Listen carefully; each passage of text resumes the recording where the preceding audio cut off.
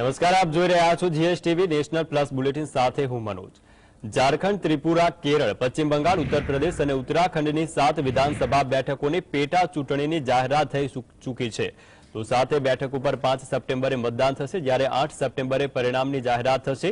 ઝારખંડની ડુમરી વિધાનસભા બેઠક જગન્નાથ મહતોના નિધન બાદ ખાલી પડી હતી, જ્યારે કેરળની પુથુપલ્લી વિધાનસભા બેઠક ઓમાન ચાંડી, ત્રિપુરાની બોક્સાનગર બેઠક શમસુલ હક, પશ્ચિમ બંગાળની ધુપુલગીરી વિધાનસભા બેઠક વિષ્ણુ પાંડે અને ઉત્તરાખંડની બાગેશ્વર બેઠક ચંદનરામ દાસના નિધન બાદ ખાલી પડી હતી। ત્રિપુરાની અન્ય એક દાનપુરા વિધાનસભા બેઠક પ્રતિમા ભૈમિકના રાજીનામાને કારણે ખાલી પડી છે। આ જ રીતે ઉત્તર પ્રદેશની ઘોસી વિધાનસભા બેઠક દારાસિંહ ચૌહાણે રાજીનામું આપતા ખાલી પડી હતી।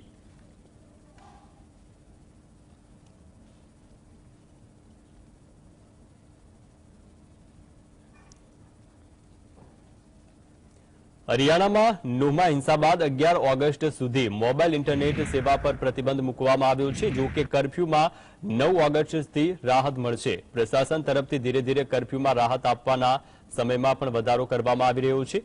રાજ્ય સરકાર તરફથી જાહેર કરાયેલ આદેશમાં કહેવામાં આવ્યું છે કે 11 ઓગસ્ટ સુધી મોબાઈલ ઇન્ટરનેટ બંધ રહેશે।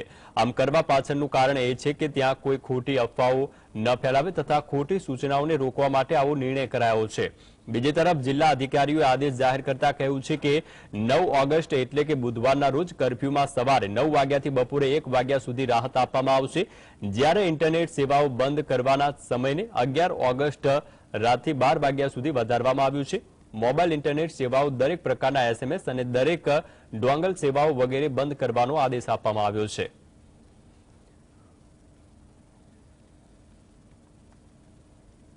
વિપક્ષી દળો દ્વારા કેન્દ્ર સરકાર વિરુદ્ધ લાવવામાં આવેલ અવિશ્વાસ પ્રસ્તાવ પર લોકસભામાં ચર્ચા દરમિયાન કોંગ્રેસના સાંસદ ગૌરવ ગોગોઈએ જણાવ્યું કે મણિપુરમાં હિંસા થઈ રહી છે, ત્યારે હજુ સુધી મણિપુરમાં મુખ્યમંત્રીને હાંકી કાઢવામાં આવ્યા નથી। લગભગ 80 દિવસ સુધી પીએમ મોદીએ સંસદ ભવન બહાર મણિપુર હિંસા વિશે કોઈ વાત કહી। પીએમ આટલા દિવસો સુધી મૌન કેમ રહ્યા? કોંગ્રેસના નેતા રાહુલ ગાંધી અને વિપક્ષી ઇન્ડિયા ગઠબંધનના પ્રતિનિધિ મંડળે મણિપુરની મુલાકાત લીધી છે, પરંતુ પીએમ મોદી હજુ સુધી મણિપુરની મુલાકાત લીધી નથી। પીએમ મોદી મણિપુર વિશે મૌન વ્રત ધારણ કર્યું છે અને માટે વિપક્ષે આ મુદ્દે ચર્ચા કરવા માટે કેન્દ્ર સરકાર સામે અવિશ્વાસ પ્રસ્તાવ લાવવો પડ્યો।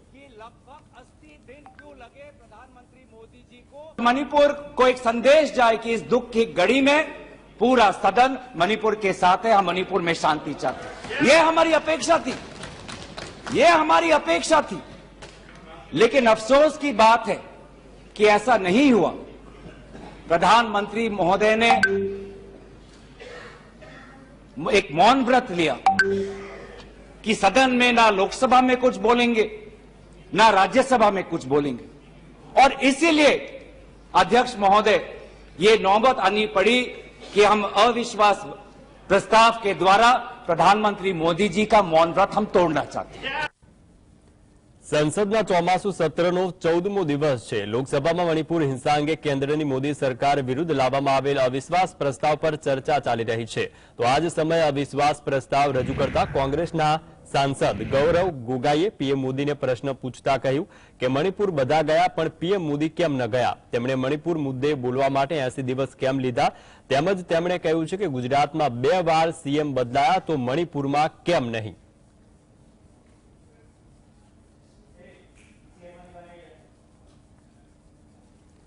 લોકસભામાં એનસીપીના નેતા સુપ્રિયા સુલે મોંઘવારી, બેરોજગારી, મણિપુર હિંસા સહિતના મુદ્દે કેન્દ્ર સરકારની ઝાટકણી કાઢી હતી।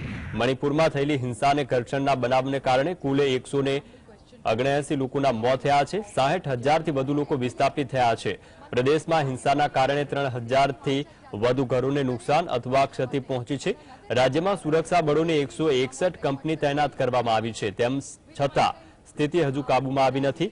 131 ધાર્મિક સ્થળોને નુકસાન પહોંચાડવામાં આવ્યું છે। પ્રદેશમાં હત્યા, દુષ્કર્મ સહિત અન્ય ગુનાઓમાં કુલ 10,000થી વધુ મામલા સામે આવ્યા છે।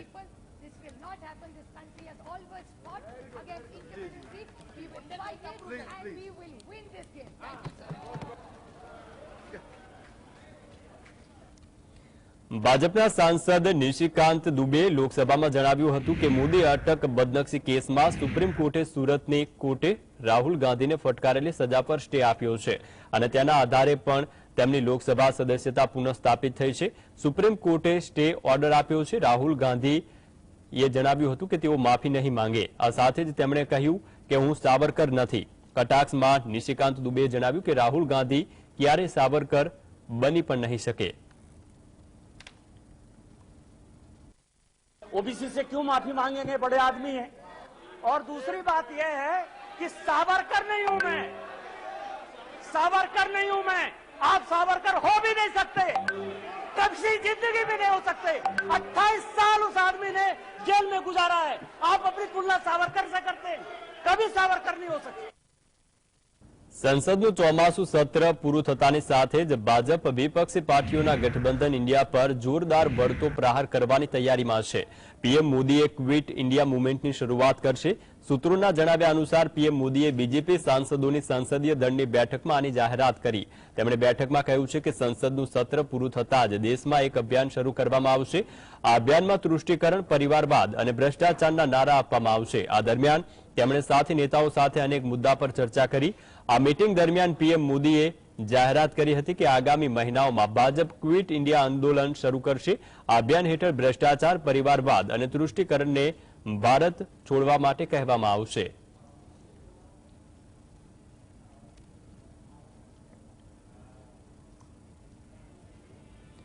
સંસદનું ચોમાસું સત્રના 14મા દિવસે લોકસભામાં અવિશ્વાસ પર ચર્ચા પહેલા વડાપ્રધાન મોદીની અધ્યક્ષતામાં ભાજપની સંસદીય દળની બેઠક યોજાઈ. આ બેઠકમાં વડાપ્રધાન મોદીએ અવિશ્વાસ પ્રસ્તાવ પર વિપક્ષ પર આકરા પ્રહાર કરતા કહ્યું કે વિપક્ષી ગઠબંધન પરસ્પર અવિશ્વાસથી પીડાય છે. વધુમાં તેમણે કહ્યું કે વિપક્ષી સેમીફાઇનલ ઈચ્છે છે. અમે સેમીફાઇનલ ગઈકાલે થઈ ગઈ હતી, જેનું પરિણામ સૌની સામે છે. સામાજિક ન્યાયની વાત કરનાર લોકોને વંશવાદ, તૃષ્ટિકરણ અને ભ્રષ્ટ રાજનીતિ દ્વારા દેશને સૌથી વધારે નુકસાન પહોંચાડ્યું છે. વડાપ્રધાન મોદીએ પાર્ટીના સાંસદોને 2024ની લોકસભા ચૂંટણી પહેલા છેલ્લા બોલ પર છગ્ગો ફટકારવા हाकल करी हती. मेरे पास तो बहुमत है, ये क्यों नो कॉन्फिडेंस मोशन लेके आए हमारी समझ में नहीं आया, लेकिन शायद उनके मन में यह है कि हम एक हैं क्या, इसकी वो टेस्टिंग करना चाहते हैं. एक टेस्टिंग उन्होंने कल राज्यसभा में भी की और राज्यसभा के फ्लोर पे जो भाषण हुए उससे पता चल गया कि वो कोई मजबूत ग्राउंड पे नहीं थे. दिल्ली को राज्य मान रहे थे. सबके समझ में आया दिल्ली संघ राज्य क्षेत्र है. રાજસ્થાનમાં વિધાનસભા ચૂંટણી પહેલા ફરી એકવાર રાહુલ ગાંધી મેદાને આવી રહ્યા છે. કોંગ્રેસ પાર્ટીના પૂર્વ અધ્યક્ષ ભારત જોડો યાત્રાના બીજા તબક્કાને ટૂંક જ સમયમાં શરૂ કરવાના છે. આ વખતે રાહુલ ગાંધી પોતાની પદયાત્રાની શરૂઆત ગુજરાતથી કરશે. કોંગ્રેસ પાર્ટીના મહારાષ્ટ્ર ચીફ નાના પટોલેએ કહ્યું છે બીજી ભારત જોડો યાત્રા ગુજરાતથી મેઘાલય સુધી થશે. રાજસ્થાન અને મધ્યપ્રદેશમાં વિધાનસભાની ચૂંટણી યોજાવાની છે, ત્યારે આ પહેલા રાહુલ ગાંધી ગુજરાતથી યાત્રા શરૂ કરશે. મળતી માહિતી અનુસાર પોરબંદર કે અમદાવાદથી ભારત જોડો યાત્રાનો પ્રારંભ થઈ શકે છે. સૂત્રોના જણાવ્યા અનુસાર આ યાત્રા 15 ઓગસ્ટ કે 2 ઓક્ટોબરથી શરૂ થવામાં આવશે.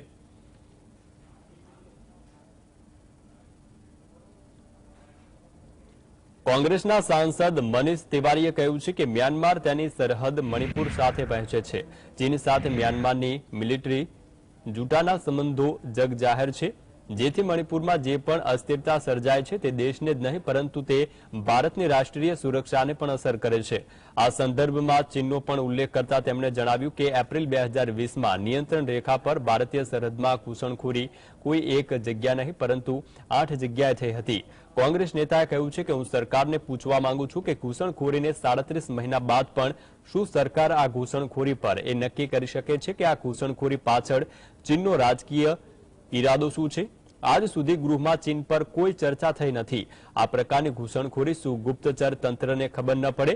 કોંગ્રેસ સાંસદે પૂછ્યું કે ચીન સાથે 18 રાઉન્ડની વાતચીતનો ઉકેલ શું છે? पूछना चाहते हैं कि 18 राउंड मिलिट्री टू मिलिट्री बातचीत हुई है चीन के साथ और 18 राउंड में क्या निष्कर्ष निकला है? क्या ये बात सही है कि जितने बफर जोन बने हैं वो सारे बफर जोन भारत की सरजमीन में बने हैं? जितने बफर जोन बने हैं मिलिट्री टू मिलिट्री टॉक्स के बावजूद, वो बनस्पत वो भारत की सरजमीन में बने हैं। हम ये पूछना चाहते हैं कि जो विदेश मंत्रालय के स्तर पे बातचीत चल रही है चीन के साथ, उसका क्या निष्कर्ष निकला? ये सारे गंभीर सवाल हैं जिनका जवाब आप सरकार को देना पड़ेगा।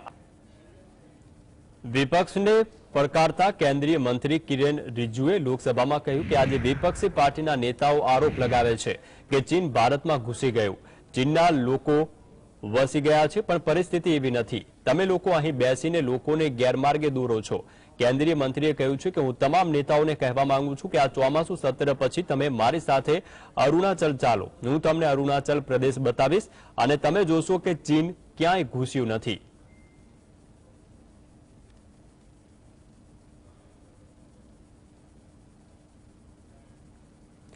આંધ્રપ્રદેશ અને ઓડિશાની બોર્ડર પર બીએસએફને મોટી કાર્યવાહી કરી છે। ઓડિશાના મલકાનગિરી જિલ્લામાં સર્ચ ઓપરેશન દરમિયાન નક્સલીઓના મોટા પ્રમાણમાં શસ્ત્ર મળી આવ્યા છે। તો મહત્વનું છે કે આજે બીએસએફની અધિકારીના કહેવા મુજબ આ વિસ્તારમાં નક્સલીઓની હાજરીના ઇનપુટ મળ્યા હતા અને બાદ સર્ચ ઓપરેશન ચલાવવામાં આવ્યું, તો જેમાં 303 rifle, hand grenade, motor bomb સહિતના મોટા પાયે હથિયારો મળી આવ્યા। યુથ કોંગ્રેસના કાર્યકર્તાઓએ મોંઘવારી, બેરોજગારી અને મણિપુર હિંસા સહિતના મુદ્દાઓ પર દિલ્હીના જંતર મંતર મેદાનમાં ભારે વિરોધ પ્રદર્શિત કર્યો। કેન્દ્ર સરકાર સામે વિરોધ વ્યક્ત કરવા માટે સંસદ કેરોના સૂત્રોચ્ચાર સાથે યુથ કોંગ્રેસના કાર્યકર્તા જંતર મંતર મેદાને એકત્રિત થયા હતા। યુથ કોંગ્રેસના અધ્યક્ષ બીવી શ્રીનિવાસ અને કોંગ્રેસ પાર્ટીના નેતા પવન ખેડા, અલકા લાંબા અને સુપ્રિયા શ્રીનેત પણ પ્રદર્શનમાં જોડાયા। પ્રદર્શન કરનાર કોંગ્રેસના કાર્યકર્તાઓએ જણાવ્યું કે મણિપુરમાં ભાજપ સરકારના શાસનમાં હિંસા થઈ રહી છે અને પ્રદેશને બચાવવા માટે અમે વિરોધ પ્રદર્શન કર્યું છે। મણિપુર હિંસાના કારણે પ્રદેશમાં કુલ 100 થી વધુ લોકોના મોત થયા છે।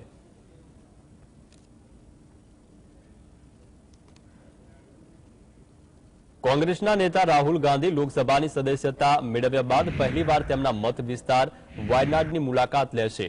12મી અને 13મી ઓગસ્ટના રોજ રાહુલ ગાંધી વાયનાડમાં કોંગ્રેસના કાર્યકર્તાઓ અને સ્થાનિક લોકોને મળશે। કોંગ્રેસ પાર્ટીના महासचिव केसी वेणुगोपाले आ विषे ट्वीट કરી જાણકારી આપી છે। મોદી અટક બદનક્ષી કેસમાં સુરતની કોર્ટે રાહુલ ગાંધીને 2 વર્ષની સજા ફટકારતા તેમણે 24મી માર્ચના રોજ લોકસભામાંથી સાંસદ તરીકે ગેરલાયક ઠેરવવામાં આવ્યા હતા। જો કે સુપ્રીમ કોર્ટે સુરત કોર્ટના આદેશ પર સ્ટે આપતા રાહુલ ગાંધીને લોકસભા સદસ્યતા પુનઃસ્થાપિત કરી આપી છે।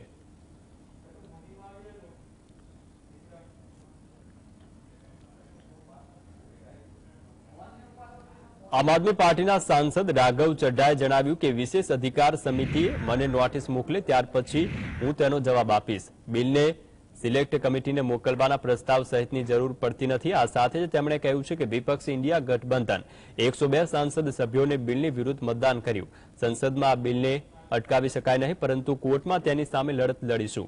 સુપ્રીમ કોર્ટે દિલ્હીમાં અધિકારીઓની પોસ્ટિંગ અને ટ્રાન્સફરની સત્તાનો ચુકાદો કેજરીવાલ સરકારની તરફેણમાં આપ્યો હતો।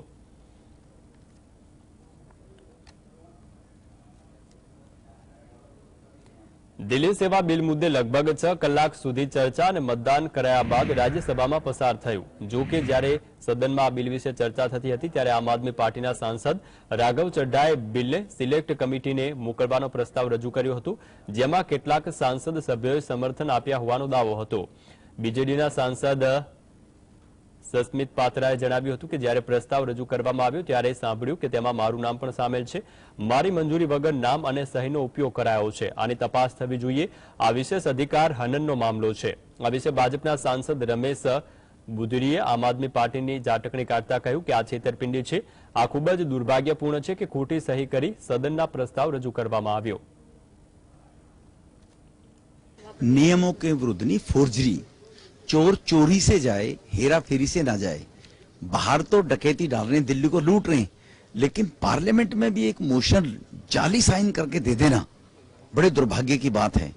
तो ये लोग तो ठीक बात है, देश को भी बेच सकते हैं कभी भी अपने स्वार्थ के लिए, कि जो सम्मानित सदस्य हैं उनके जाली साइन कर मोशन पास कर दिया कि ये बिल कमेटी में अंदर चला जाए, तो इसीलिए स्टैंडिंग कमेटी के लिए ट्रांसफर कर दिया जाए और उन मेंबर्स ने हाउस में खड़े होकर कहा हम प्रिविलेज में जाएंगे कि हमारे जाली साइन किसने किए, तो ये देश के लोगों को विचार करना पड़ेगा। કોંગ્રેસ પાર્ટીના રાજ્યસભા સાંસદ શક્તિસિંહ ગોહિલે જણાવ્યું કે કાયદા પ્રમાણે બિલને સિલેક્ટ કમિટીને મોકલવાના પ્રસ્તાવમાં નામ સામેલ કરવા મુદ્દે સાંસદ સભ્યોની મંજૂરી જરૂરી નથી હોતી। જો કે કોઈ સાંસદ સભ્ય વાંધો ઉઠાવે કે તેમને આ પ્રસ્તાવ રજૂ કરનાર કમિટીમાં સામેલ નથી થવું તો તે આપોઆપ તેનું નામ ડિલીટ થઈ જાય છે। કમિટીને મંજૂરી આપતી કે નહીં આપી સદન નક્કી કરે છે। દિલ્હી સેવા બિલ મુદ્દે રાજ્યસભામાં ચર્ચા થઈ રહી હતી ત્યારે આમ આદમી પાર્ટીના નેતાએ આ બિલને સિલેક્ટ કમિટીને મોકલવાનો પ્રસ્તાવ રજૂ કર્યો ત્યારે બીજેપી પાર્ટીના સસ્મિત પાત્રા સહિત અન્ય 5 સાંસદ સભ્યોએ વાંધો ઉઠાવતા કહ્યું હતું કે તેમની મંજૂરી વગર પ્રસ્તાવમાં તેમનું નામ અને સહી ઉમેરવામાં આવી છે।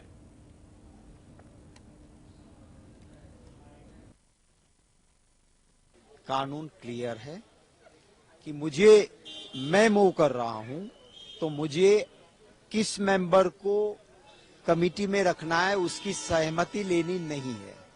कानून में प्रावधान है अगर वो असहमति जताएगा कि मुझे इस कमिटी में नहीं रहना है तो ऑटोमेटिक वो नाम डिलीट हो जाएगा, वो खारिज होगा। ये तय हाउस करता है कि इस कमिटी को अप्रूव करे या ना करे, पर उससे पहले कानूनन मेंबर का अधिकार होता है कि ये नाम सजेस्ट मेरा हुआ है पर मुझे नहीं रहना है। આમ આદમી પાર્ટીના સાંસદ સંજયસિંહે દાવો કર્યો છે કે જેમ ખોટા આરોપ લગાવી રાહુલ ગાંધીની લોકસભા સદસ્યતા છીનવવામાં આવી તેવી જ રીતે કેન્દ્ર સરકાર રાઘવ ચડ્ડાની પણ સાંસદ તરીકેની સદસ્યતા છીનવા માંગે છે। અમે સામાન્ય લોકોના અધિકાર માટે લડીશું, અમે ભાજપથી ડરતા નથી। જો રાઘવ ચડ્ડાની સદસ્યતા છીનવવામાં આવી તો તેઓ ફરીવાર સાંસદ તરીકે ચૂંટાઈને સંસદમાં આવશે। देश के गृह मंत्री अमित शाह राघव चड्ढा के पीछे पड़ गए। जैसे झूठा बेबुनियाद केस बनाकर राहुल गांधी की सदस्यता ली, ऐसे ही राघव की सदस्यता लेना चाहते हैं। ये बहुत ही खतरनाक लोग हैं, कुछ भी कर सकते हैं, लेकिन हम लोग आम आदमी के सिपाही हैं। हम इनसे डरते नहीं, इनसे लड़ते हैं और लड़ते रहेंगे। अगर राघव की सदस्यता ली तो राघव फिर चुन के आएंगे और इनके खिलाफ अपनी लड़ाई, अपनी जंग जारी रखेंगे। કેન્દ્રીય મંત્રી અને ભાજપના સાંસદ અનુરાગ ઠાકુરે જણાવ્યું છે કે કેટલાક રાજકીય પક્ષોના નેતાઓને સંસદની બહાર જૂઠાણું ફેલાવવાની ટેવ છે, પરંતુ તેઓ ભૂલી ગયા કે સંસદની અંદર આ ચાલતું નથી। સદન હોબાળાથી નહીં પરંતુ નિયમોથી ચાલે છે। આ લોકો દેશને ભ્રમિત કરવાનો પ્રયાસ કરે છે, પરંતુ લોકસભા અને રાજ્યસભામાં ઉઘાડા પડ્યા છે। આમ આદમી પાર્ટીએ દિલ્હી સેવા બિલને ગેરબંધારણીય જાહેર કર્યું હતું। કેટલાક લોકોએ ખોટી જાણકારી આપીને સંસદને ભ્રમિત કરવાનો પ્રયાસ કર્યો। આ સ્થિતિ એ દર્શાવે છે કે તેઓ કોઈ પણ હદે જઈ શકે છે। जिस तरह से बाहर झूठ बोलने की आदत कुछ राजनीतिक दल के नेताओं को है, वो शायद ये भूल गए कि सदन के अंदर ये चलता नहीं, सदन नियमों से चलता है। और आप देश को जितना मर्जी भ्रमित करने का प्रयास करते, लोकसभा राज्यसभा में दोनों में इनकी पोल खुली है। कल जिस तरह से अरविंद केजरीवाल जी तिल मिला रहे थे और उनके बाकी लोग बाहर, तो कुछ लोग अंदर गलत जानकारी देकर सदन को गुमराह कर रहे थे। ये अपने आप में दिखाता है कि किस तरह से किसी भी स्तर तक गिरने का काम ये लोग करते हैं। દિલ્હી સેવા બિલ સોમવારે મોડી રાત્રે રાજ્યસભામાં પસાર થઈ ગયું છે। આ બિલ પાસ થયા બાદ તેનો વિરોધ કરી રહેલી આમ આદમી પાર્ટીએ લડાઈ ચાલુ રાખવાનું કહ્યું છે। રાજ્યસભાના સાંસદ રાઘવ ચડ્ડાએ કહ્યું છે કે આ બિલ રાજ્યસભામાં પાસ થઈ ગયું હોવા છતાં હવે અમે તેની સામે સુપ્રીમ કોર્ટમાં લડીશું। રાઘવ ચડ્ડાએ રાજ્યસભામાં બિલ પાસ કર્યા બાદ કહ્યું હતું કે ભલે અમે આ બિલને રાજ્યસભામાં પસાર થતા રોકી ન શક્યા, પરંતુ અમે ન્યાયતંત્ર થકી આની બિલની સામે લડત આપીશું। સોમવારે મોડી રાત્રે સત્તારૂઢ ભાજપે બહુમતી સાથે રાજ્યસભામાં બિલ પસાર કર્યું તો રાજ્યસભામાં આ બિલના પક્ષમાં 131 અને વિરોધમાં 102 વોટ પડ્યા હતા। મહત્વનું છે કે જ્યારથી જ દિલ્હી સેવા બિલ પસાર થયું છે ત્યારથી જ તમામ પાર્ટીઓ આ બિલ અંગે સતત વિરોધ કરી રહી છે।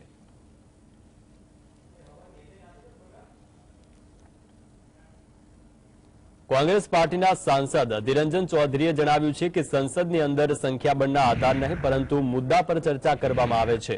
આ સંસદની પરંપરા છે, પરંતુ ભાજપ આ પરંપરા ટાળીને હંમેશા સંખ્યાબળની વાત કરે છે। સંસદમાં કામગીરી સંખ્યાના આધારે નહીં પરંતુ મુદ્દા પર થાય છે। જવાહરલાલ નહેરુ જ્યારે પ્રધાનમંત્રી હતા ત્યારે અટલ બિહારી વાજપેયી પાસે સંસદમાં કેટલું સંખ્યાબળ હતું? ભાજપના સંખ્યાબળનો ઘમંડ જરૂર તૂટશે। सदन के अंदर नंबर से नहीं बल्कि मुद्दे पे बात होती है, यही सदन का परंपरा है। ये सारे परंपरा को टालते हुए कहते हैं कि नंबर्स है, वही तो दिखा रहे हैं हर वक्त। जवाहरलाल नेहरू जब सदन में प्रधानमंत्री रहते थे तो वाजपेयी जी की कितने नंबर्स थी, लेकिन वाजपेयी जी की वह सारे जो मुद्दे पे जब चर्चा समाधित होते हैं, ये नंबर की घमंडी आज नहीं तो कल इनको टूटेगा। ગુલામ નબી આઝાદને પાર્ટી ડેમોક્રેટિક પ્રોગ્રેસિવ આઝાદ પાર્ટીના 20 થી વધુ સભ્યો મલ્લિકાર્જુન ખડગેની હાજરીમાં કોંગ્રેસ પાર્ટીમાં સામેલ થયા। આ પછી વિપક્ષી દળોના સભ્યોએ ગુલામ નબી આઝાદની ઝાટકણી કાઢતા કહ્યું કે તેમણે ફરીવાર તેમના ડીએનએમાં આવેલ ફેરફારનો પુરાવો આપ્યો છે। આઝાદે કલમ 370 નાબૂદીનો વિરોધ કરનાર લોકો જમીની પરિસ્થિતિથી અજાણ હોવાનું કહ્યું હતું। કોંગ્રેસના નેતા જયરામ રમેશે જણાવ્યું કે આઝાદની ડીએપી પાર્ટીમાંથી 21 સભ્યો ફરીવાર કોંગ્રેસમાં સામેલ થયા છે। આ 21 પૈકી 21 સભ્યએ તો ગુલામ નબી આઝાદ સામે બદનક્ષી કેસ પણ દાખલ કર્યો છે। આ પ્રસંગે કોંગ્રેસ પાર્ટીના મહાસચિવ કેસી વેણુગોપાલ અને રજની પટેલ પણ હાજર રહ્યા હતા।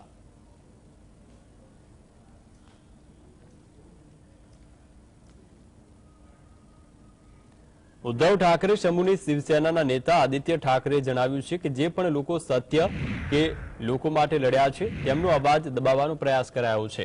વિપક્ષ ઇન્ડિયા ગઠબંધન પોતાને ગઠબંધન નહીં પરંતુ આગામી સરકાર તરીકે માને છે। વર્ષ 2024ની લોકસભા ચૂંટણીમાં ઇન્ડિયાની જીત થશે। આ સાથે જ તેમણે જણાવ્યું છે કે કોઈ પણ સાંસદ કે જનપ્રતિનિધિ લોકો ચૂંટે છે અને તેથી તેમનો અધિકાર છીનવી શકાય નહીં। સુપ્રીમ કોર્ટના આદેશ બાદ બાયડના લોકોને સંસદમાં તેમનું પ્રતિનિધિત્વ પરત મળ્યું છે।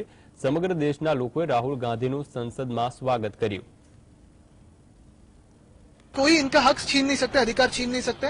वायनाड को अपनी आवाज वापस संसद भवन में मिली, लेकिन अगर आप देखें तो जो भी सत्य के साथ लड़ रहा है, सत्य के लिए लड़ रहा है, सत्य के खिलाफ नहीं सत्य के लिए लड़ रहा है, जनता के लिए लड़ रहा है, उनकी आवाज दबाने की कोशिश हो रही है। वो आज आपने देखा होगा, ये बड़ा दिलासा है। पार्लियामेंट में भी कहीं ना कहीं अपोजिशन की आवाज को मजबूती मिले, क्योंकि नो कॉन्फिडेंस मोशन भी जो है राहुल गांधी। बिल्कुल, लेकिन हम अभी अपोजिशन नहीं, आने वाली सरकार समझते हैं खुद को, और यही बात है, जीतेगा भारत क्योंकि हम इंडिया है।